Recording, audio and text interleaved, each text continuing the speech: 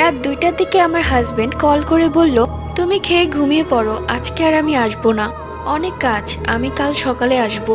এই বলে ফোনটা কেটে দিল। কি আর করার, আমি আর অপেক্ষা না করে খেয়ে দিয়ে ঘুমিয়ে পড়লাম। কিছুক্ষণ বাদে কলিং বেলটা বেজে উঠলো। দরজা খুলে দেখি আমার স্বামী দাঁড়িয়ে আছে, কিন্তু তার চোখ দুটো অস্বাভাবিক লাল। দেখে মনে হচ্ছে তার চোখের মধ্যে কোনো মনি নেই, হয়তো কেউ খুবলে বের করে ফেলেছে। এর মধ্যে তোমরা কমেন্ট করে জানো কে কোন ক্লাসে পড়ো। যদি তোমাদের ক্লাসের সাথে অন্য কারো ক্লাস মিলে যায় তাহলেই ফ্রেন্ডশিপ। দরজা খোলার পর সে কোনো কথা না বলে সোজা রান্নাঘরে চলে গেল। আমি মনে মনে ভাবলাম হঠাৎ আবার কি হলো। এরই মধ্যে ওই ঘর থেকে আমার ফোনটা বেজেই চলেছে।